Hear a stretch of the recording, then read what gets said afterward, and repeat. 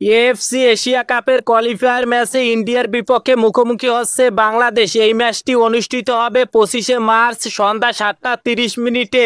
ভারতকে হারাতে হামজাকে নিয়ে যে শক্তিশালী একাদশ গঠন করলো বাংলাদেশ, 1 নম্বরে আলামিন, 2 নম্বরে রাকিব, 3 নম্বরে মোরসালিন, 4 নম্বরে জামাল, 5 নম্বরে হামজা, 6 নম্বরে ফয়সাল, 7 নম্বরে তপু, 8 নম্বরে তারেক গাজী, 9 নম্বরে তাস অ্যান্ড, 10 নম্বরে মিতুল আর 11 নম্বরে কে হতে পারে অবশ্যই কমেন্ট করে জানাবেন।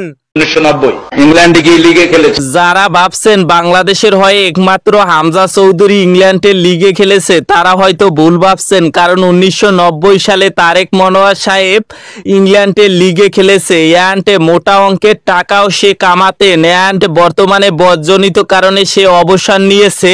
তাকে কি সুনীল ছেত্রীর মতো অবসর ভেঙে কোনোভাবে ইন্ডিয়ার সাথে খেলানো যায় না? মেসি না থাকায় আজকে মেসির 10 নাম্বার জার্সি পরে নেমেছে অ্যাঞ্জেল কোরেয়া, যাকে আর্জেন্টিনার পরবর্তী মেসি বাবা হয়, যে আর্জেন্টিনার পরবর্তী সুপারস্টার।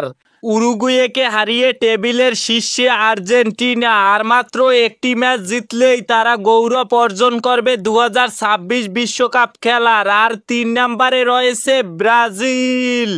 মাশাল্লাহ, ভারতের শিলংয়ে জুম্মার নামাজ আদায় করলো হামজা চৌধুরীরা। বাংলাদেশের সকল প্লেয়ার আজকে জুম্মার নামাজ আদায় করেছে অ্যান্ড 25শে মার্চ খেলা শুরু হবে শিলংয়ে ভারত বনাম বাংলাদেশ ম্যাচ। এই ম্যাচ কে জিতবে অবশ্যই কমেন্ট করে জানাবেন।